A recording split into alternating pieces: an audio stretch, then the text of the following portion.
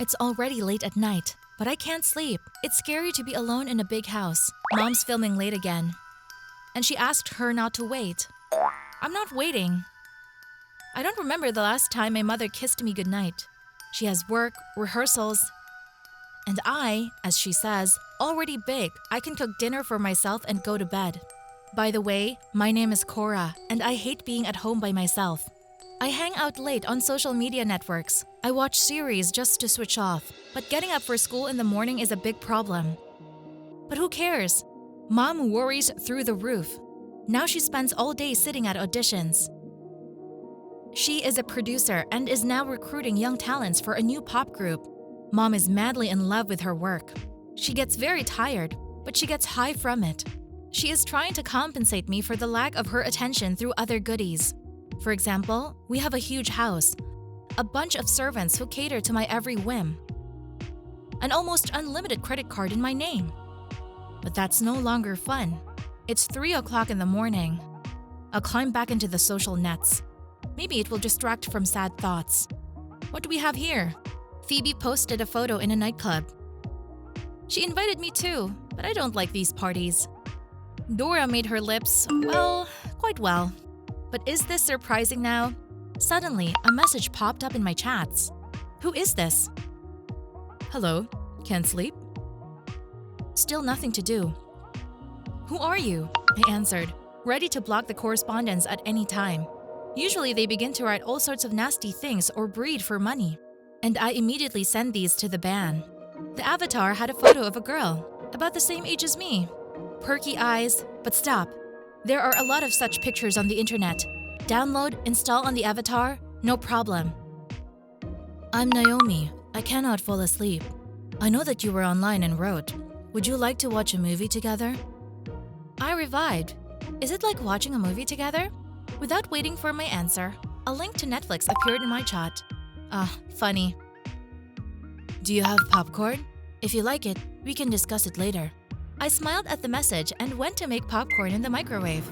After a couple of minutes, she sent a photo with ready-made popcorn to the chat. In response, she received a photo with likes in multicolored socks on the couch, and Naomi and I started watching the movie.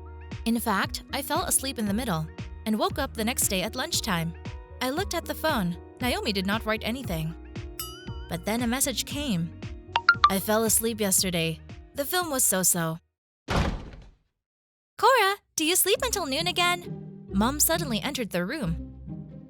Let's have breakfast together. I have not seen you for a long time.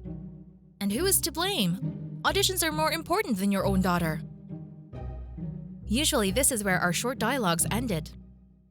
Mom slammed the door loudly, and a minute later, I heard her coming down to the first floor.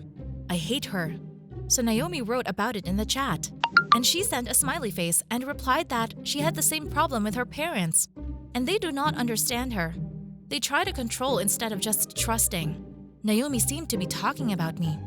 Every word she said made me feel better. We chatted for probably an hour, and I had a feeling that I have known this girl for ages.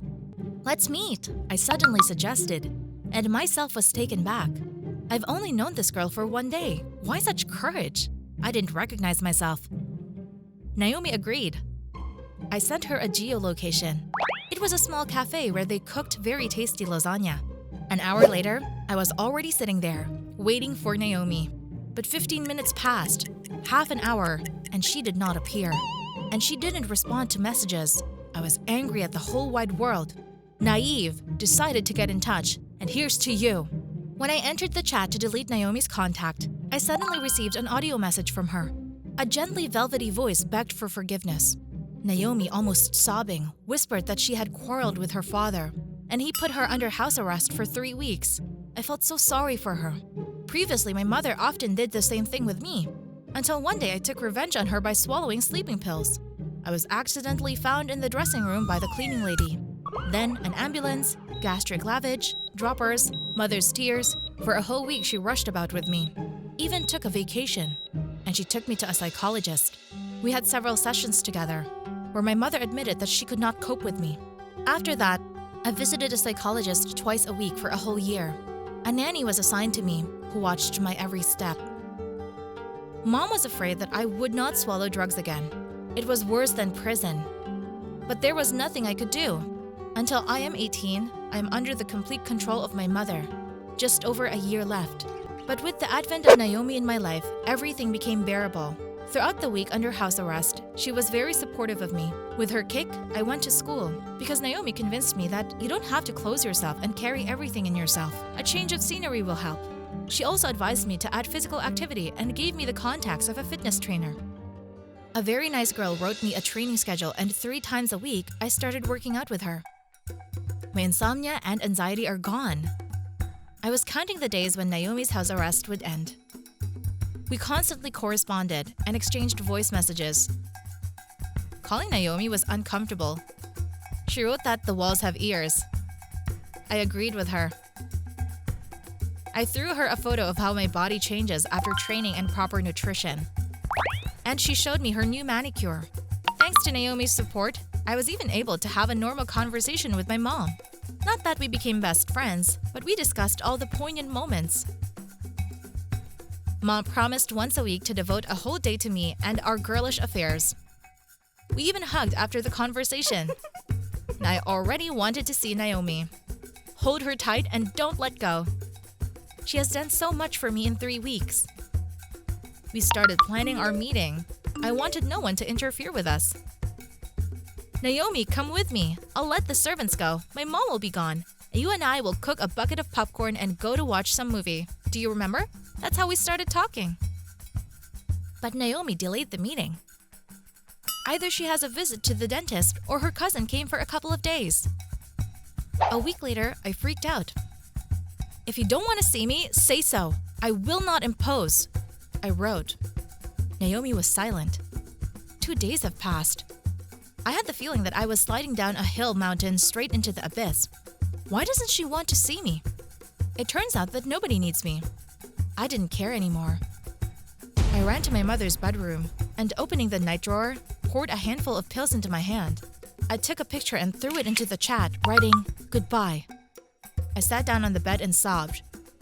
I did not want to swallow these drugs, honestly, but I wanted to pay attention to Naomi. For her to see how much suffering she has caused me. Eyes swollen with tears. Suddenly, I heard the doorbell go off. Then someone started knocking loudly on the door. Forgetting my intentions, I ran quickly downstairs. Now the door will be taken out simply. I abruptly opened the door. A young man stood in the doorway. He was terribly excited. His hands were clenched into fists and his teeth chattered loudly. "Phew. Are you alive? I made it." And he hugged me tightly. After a couple of seconds, my shock passed. I pushed the guy away. "I'll call the police now. Who are you? How do you know me?" "Cora, we've been chatting with you for a long time. Naomi, or rather, I'm Noah." I wanted to laugh and cry at the same time. I was deceived. There is no Naomi. I don't have a girlfriend. Go away! "Cora, I didn't know what to think, but I really wanted to talk to you. I wanted to help you. I see how bad you are." I looked at the guy suspiciously. "I practiced with a psychologist, to whom you went for consultations for a year. I saw you somehow, and something clicked inside. You were so miserable and lost. Those glassy eyes. My sister had these.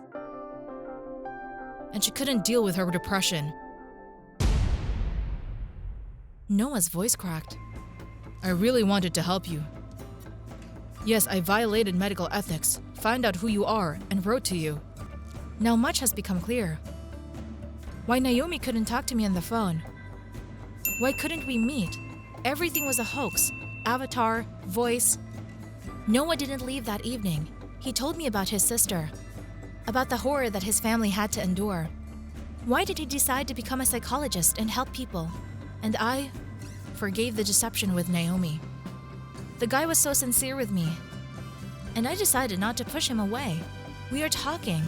It's difficult because I haven't been friends with the guys yet, but very interesting. Sometimes it seems to me that this is no longer just friendship. Do you think that after everything that has happened, there can be something more than friendship between us? I'm interested in your opinion. Waiting for a comment and a like for my story.